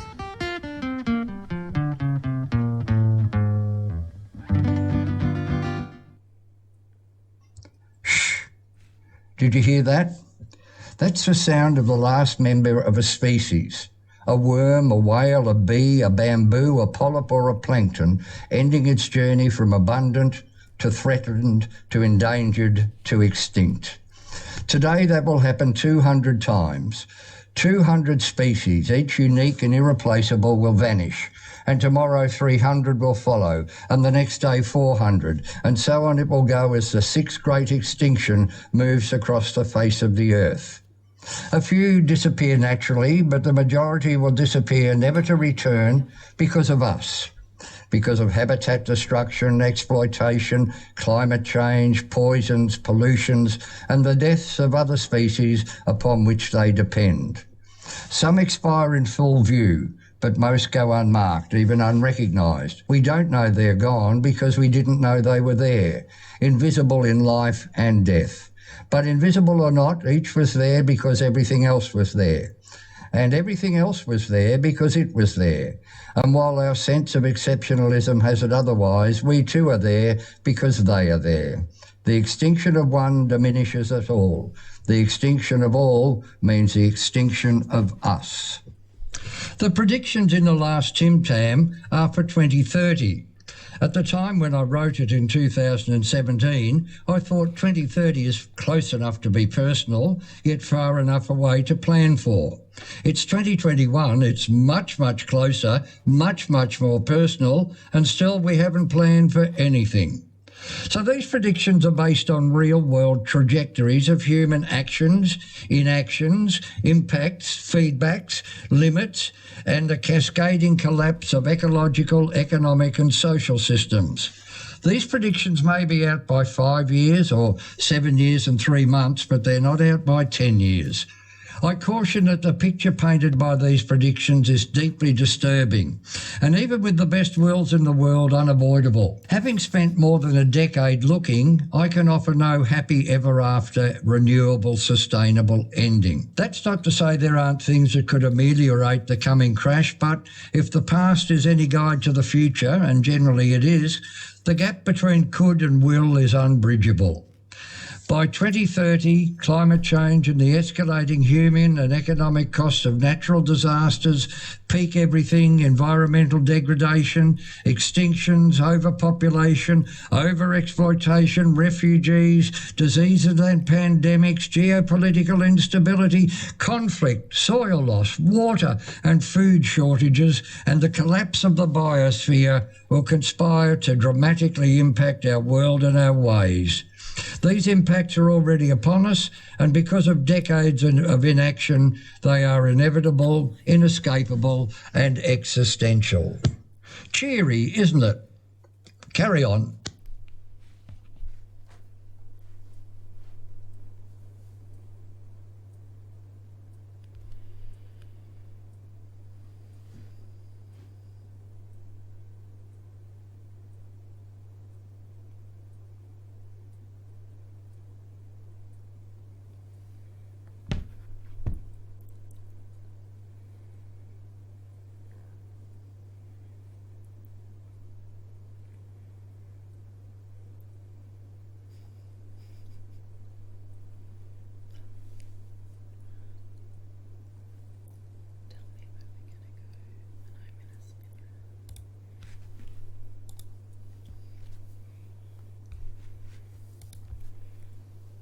What was that last point? That was me trying to eat you because they said don't. Yeah, and that was me trying to eat you because that's what he said not to do. Thank you very much, Rod Quantock. Some excellent points there. A lot of science being communicated. Yes, the canned laughter. Don't you worry about me, Tennille. Well, we've still got 17 minutes left. I guess. And that's the end of our content. No, now we just get to chat to you. I guess you're just gonna have to play my album that I made for the winner. We're not going to play the entire. No. I'm going to open up another beer. You canned heat. Boop. Thank you. My hair is amazing. Thank you, Steve Munro. Yeah, crack a tinny if you've got one. I just think for anyone who hasn't watched any of the other episodes of The Big Local, the background story is that I, for the last 6 months, have been the artist in residence for community art and climate action. The climate action bit is silent so that nobody gets upset that the council's spending any money on climate action. I probably shouldn't say that. This is the culmination of that. It was meant to be an in-person event. We, in the last couple of weeks, scrambled and made it into an online event. Here we are, the comedy version of that. The joke's on us. I think comedy is a really important part of any kind of action. Hoot! Like specifically like activist action. I grew up, I've got two hardcore unionist parents. My dad was a garbo, my mum was a teacher. I was dragged to many protests. My dad spent 3 months on a picket line where they blockaded the garbage trucks out in Manningham. I'd go to union meetings. I'd get really upset when I was forced to miss school because of some goddamn protest. So I really grew up not liking protests. Oh my God. Oh, sorry, it's a very thick milkshake. And then I remembered, like, when I was, like, in my early 20s and I started going along to, like, I remember specifically going, I think it was my mid-20s, going to the Friends of the Earth, and it was, like, an anti-nuclear or, like, anti-expansion of, like, maybe a mine or something like that. And I was bored out of my freaking mind. Like, I was just, and I was there and I wanted to be engaged, but me and my friend were just like, the content was so dry, and I was like, this is, oh my God, I really can't deal with ASMR sounds. The content is just so dry, and we're here and we're willing to listen. So I just have always wanted to have, everything that I do has some kind of political message to it, but I always want to make it silly. You know, I grew up being forced to go to protest, but I also grew up being force-fed Fast Forward, Full Frontal, John Clark, Rod Quantock, all of these amazing comics, Big Girl's Blouse. And so I feel like there's this real larrikinism that really speaks to a lot of Australians. And so, you know, add a bit of comedy to your climate action if you can. Doesn't always work, but a lot of people really resonate with a good comedy message. Comedy is healing. It's so healing. It's a coping mechanism. We are able to co-regulate our nervous systems through the like comedy, laughing and being silly together, and that's a really good thing. I think it is the ventral vagal nervous system that is activated when we're laughing and socially interacting. Yeah. For example, when I was studying art therapy, we were taught that about fight and flight, freeze response and such things. And when you see a little bird that's really been like hurt or something, and it's just into the microphone, you can hear me. It gets really scared and it freezes, and then when you see it twitching to bring its nervous system back into shape, well, the example they gave was if everyone's on a tram and then the tram suddenly stops because a car almost hit the tram, and everyone's like, oh, and then someone goes, oh, that, and then everyone starts laughing, and it brings everyone back into the room. It's kind of how it works, just on a real basic level with laughter. Did everyone just miss everything that Seb explained about the vagus nerve and like why laughter is really good from like a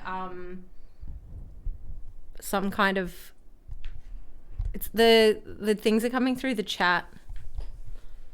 Who covered the mic? Heard it all. Some people heard it, some people didn't. Never mind. Joke's on you. Miss everything for the last hour. Jeez. Sound pretty much just only came on now. Oh, God. Well, that's strange. Sucks to be you. Sucks to be you. Maybe you had it muted accidentally or something. They heard it. It was just quiet. Anyway, it's good to have a laugh. As my family says, oh, you've got to laugh because otherwise you'll cry. I think that's some kind of mantra of the working class. Well, you know, you can sometimes use humour to sort of protect you from trauma and sad things that have happened to you. Yeah, if anyone missed that, Sebi admitted that they studied art therapy. I'm proud of it. I'm proud of it. Yeah. Meant that I got a great psychoeducation Psychological education. Louder in the back. What else can we say? How about we play one of our special videos? Special videos. Do you mean a video? Special video, not that video. Like one of these videos? Not that one. That's Okay. too obvious. That one's really weird. Yeah, let's play that. Now, we've just got a little special edition for you. It's called, remember in the 90s when we discovered like that there was a hole in the ozone layer and like we were suddenly like, oh my God, we should recycle. I remember it was like 1993. Yes. And they brought in recycling in Banyule. Recycling in Banyule. So this isn't about recycling in Banyule, but this is, we've just got some videos from the 90s Okay, ready to try and help you clean up Australia. Clean up Australia. Okay, bye. Oh, sure. We're determined now, but what about in 2 days or in 2 weeks? Will we still be determined to save our planet then?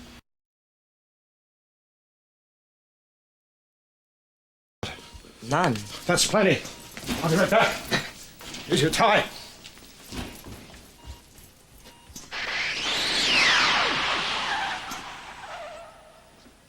I am learning so much from watching this show. Gee, I had no idea the Earth was already in such bad shape. Come on, doesn't this show get you thinking? Yeah, about dinner. What do you say we get something to go from Burgers by Leroy? Oh, I don't think that's a good idea. I'll say, after one of their guacamole burgers, I'm not safe around an open flame. Oh, Ma, that's not it. Well, that's part of it. But the point is, somebody should tell Burgers by Leroy that the polystyrene foam that they pack their food in is completely non-biodegradable, and the chemicals used in the process can be toxic. Not half as toxic as that magic sauce. Well, it'd be nice if they'd stop making polystyrene foam altogether. But until they come up with something better or safer, people shouldn't throw it away. It can be reused too. Rose, I don't know. You making that up? Burger places should have recycle bins. Because polystyrene foam can be used for lots of things. Park benches, cases for videotapes. And I've always had my suspicions about rice cakes. Well, unless we do something about it, no one's going to be able to say for certain what's going to happen in the future. I want to do something. I really do, but I'm just one person. Not according to the bathroom scale. Oh, Blanche, everybody's just one person. That's why everybody has to help out. And you know, we can start by carpooling to prevent smog, using our air conditioners less, and recycling as much as we can. Actually, I guess I've been recycling for years. I've used Mel Bushman many times. Many times. Well, after watching this, I'm determined to start doing something to help. Oh, sure. We're determined now, but what about in 2 days or in 2 weeks? Will we still be determined to save our planet then? Well. How did we do that? How did we become part of that video? I don't think that's a good idea. All right. Okay, so we've only got 7 minutes left. So if anyone has any last bits of climate action that they would like to let us know about in the chat, what they have done during the last 2 hours. We want receipts. Let us know. Like, did you change over your super to a more ethical super, like Australian ethical or future? That'll give you more points. That'll give you heaps more points. Or did you change over your bank from one of the big four to a more ethical bank, like Bank Australia or Beyond Bank? Or did you change your profile picture to this image? Yeah. This image. Sea Snacks, did you swap to Australian ethical in the last 2 hours? Because that would be impressive. Voted thrice, changed my Twitch, signed up with Climate Action TM, took all my money out of the bank, ate edible weeds, drank rainwater. Mechasaurus. Ooh, Mechasaurus. I feel like Mechasaurus might be winning. Has had a lot of funny comments in the chat as well. Yeah, Mechasaurus. Oh, Wonderfield turned some lights off. Did anyone switch to a plant-based diet?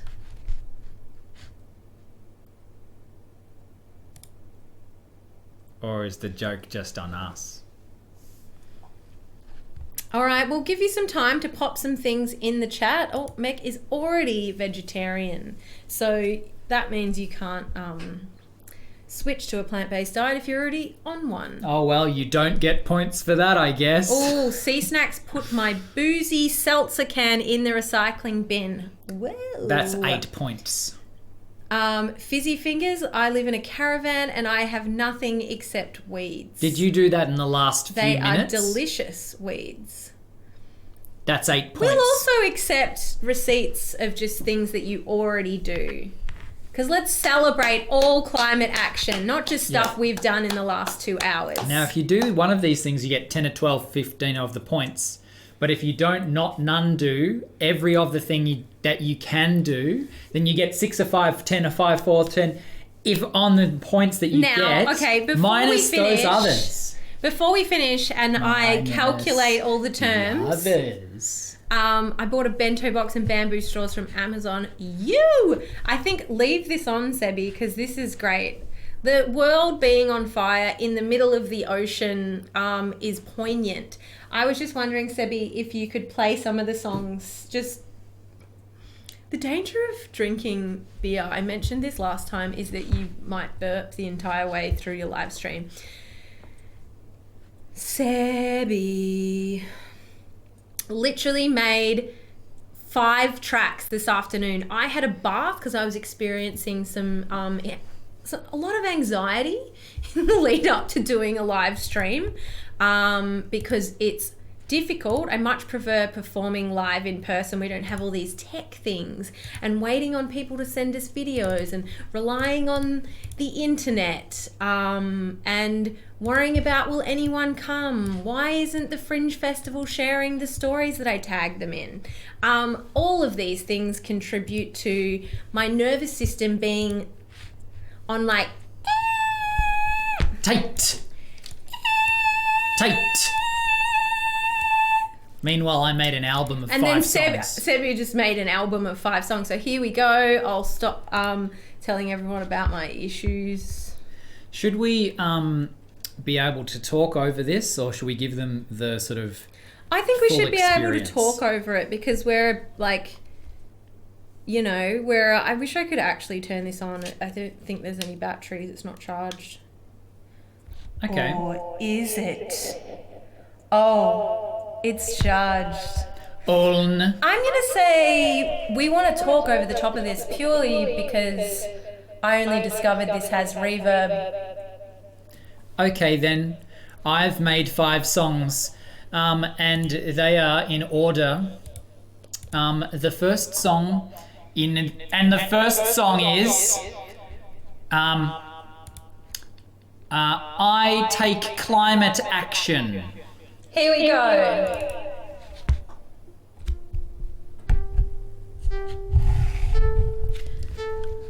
It's beautiful so far. Oh, hello there. I'm somebody that takes climate action. Yeah, I bet you don't do that yet. I am the one who is doing it. Yes, see me up there? Out there on the promenade? You see me there? Up there on the esplanade? I am the one who's taking the action. The climate action? Yeah. You might have heard of it. Lost it in yours. That's okay. We usually do at the end of the show. Transformed into a pile of wonderful dust. A pile of wonderful refuse. Maybe you need to be transformed into a bag of walking compost. Maybe that's how you will be able to match my climate action that I am doing. For I am doing climate action. Yeah, ever heard of it? Climate action that I am doing. The climate that I am part of. I'm taking action. Have you ever seen it? Climate action? Yeah, I didn't think so. Well, maybe you're gonna have to start taking a little. It's meant to be playing just a little bit. Oh, okay. This one's called We Are the Climate. We are the climate, and just feel free to like close your eyes. This is a little something out there for the climate. If you don't want to close your eyes, imagine what it might be like to close your eyes. Feel the music. I'm the climate. You are the climate. I'm the climate.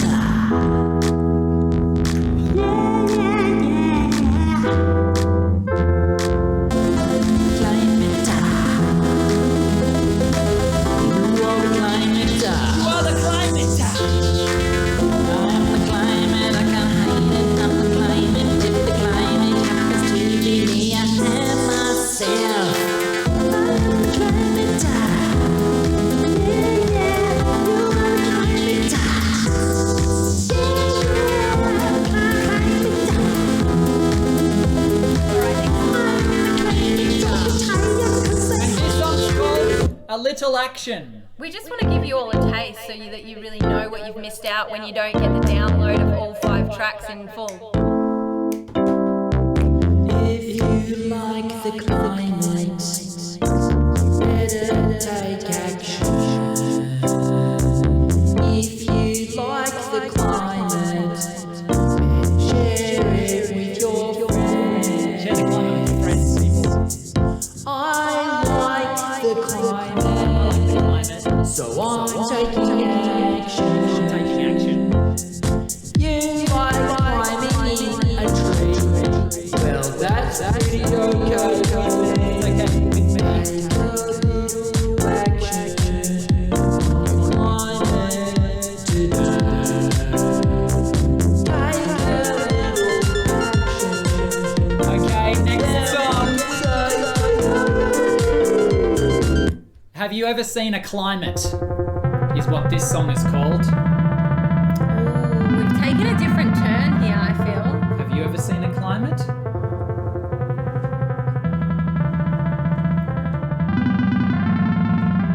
Have you ever seen a plant?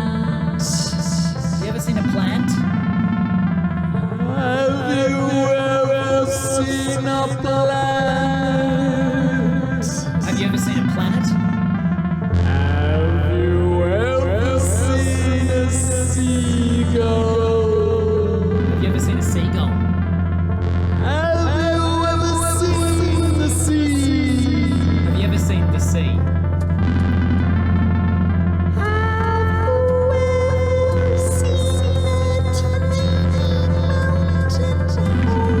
Have you ever seen a tiny mountain home?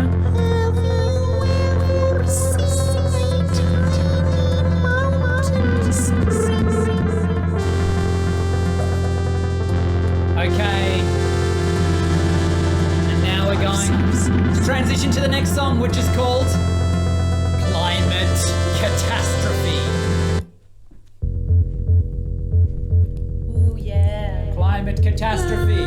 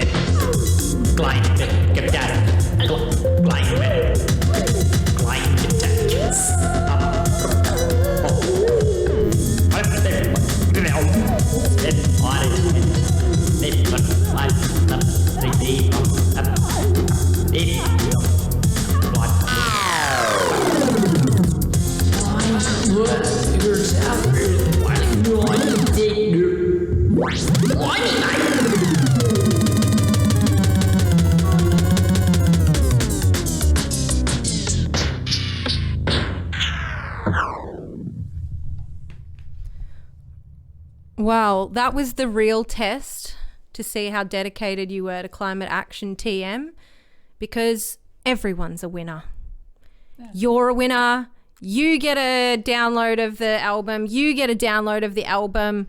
Aquatic Pinnacle, Fizzy Fingers, Wonderfeel, Hunter, Mechasaurus, Teebs, Sea Snacks, anyone who is lurking in the background there, because I know there's 17 of you out there who've stuck around. What are you doing here?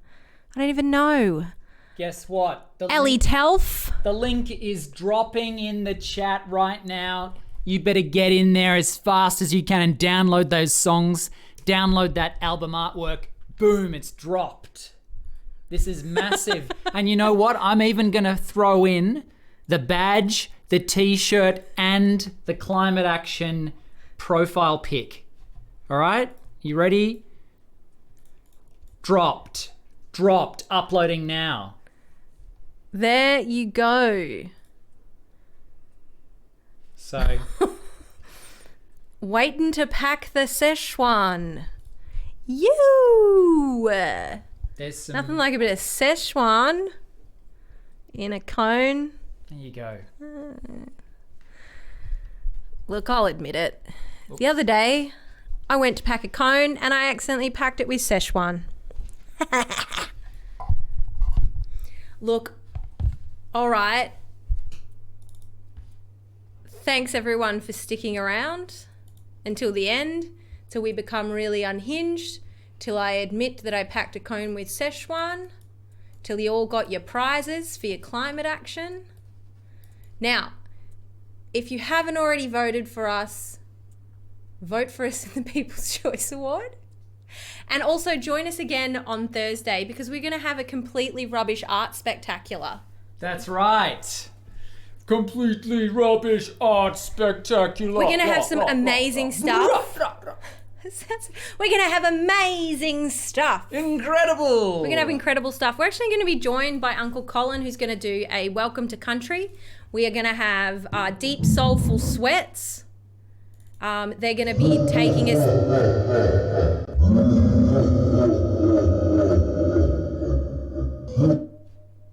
We are going to have Izzy Brown, who's going to do a live musical performance. Yay!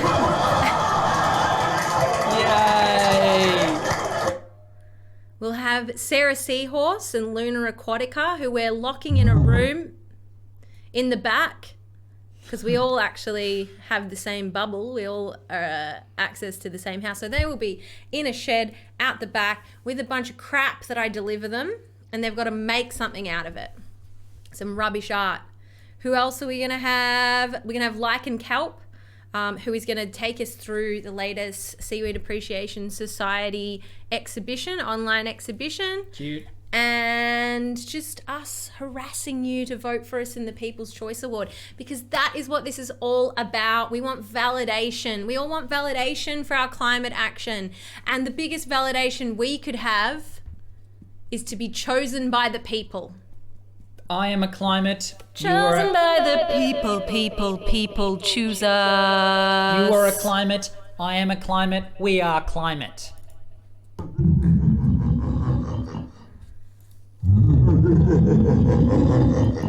I can't believe we've still got 15 viewers. Times are tough on Netflix, aren't they? You've finished Squid Game. All you've got is the big local. Now we've only got gamers watching us. It's just gamers. Maybe it's just gamers. I don't know. Looks like we got 25 viewers.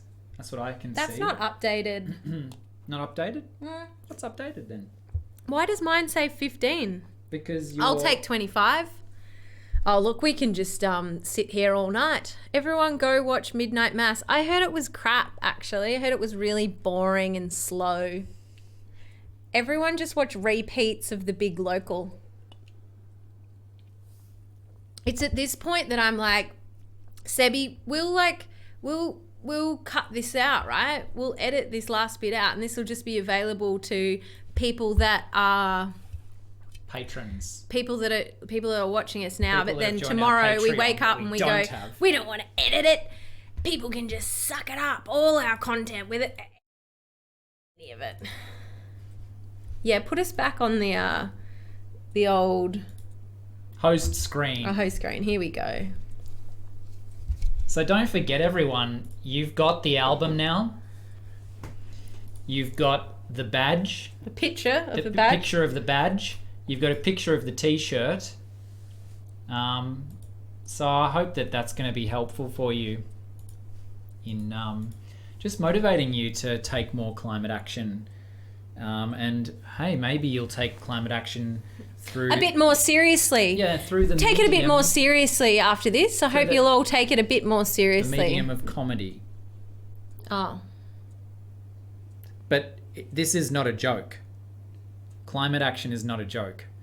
So, you know, the world's dying.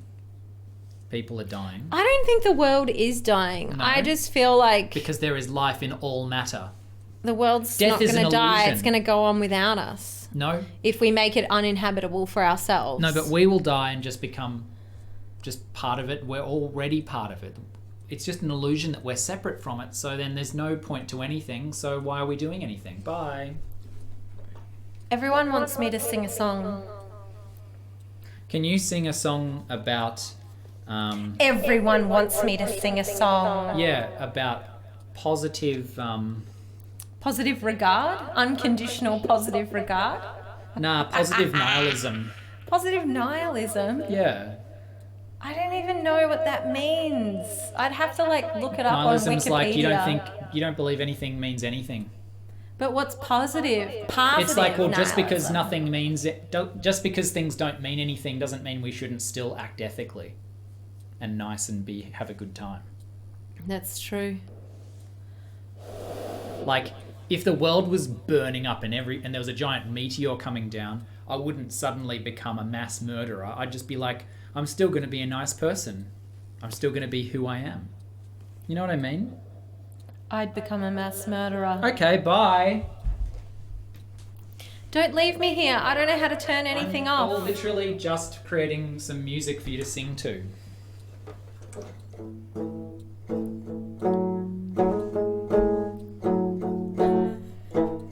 There's so much pressure. I hate singing. No, play Jolene. Play the Jurassic Park theme song. If 12 more viewers leave, then I might sing a song. There's still 13 of you. What are you doing here? Jolene, Jolene, Jolene, Jolene. Please don't take him just because you can.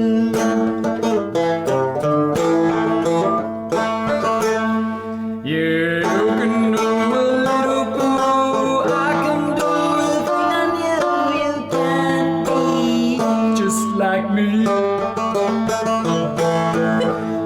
If I take climate action, will you follow in my footsteps? 'Cause I happen to be greedy.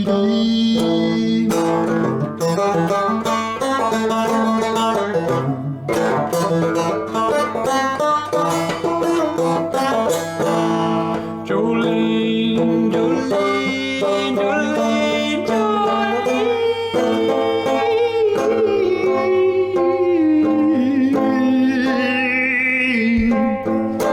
I'm begging of you, take some action on climate.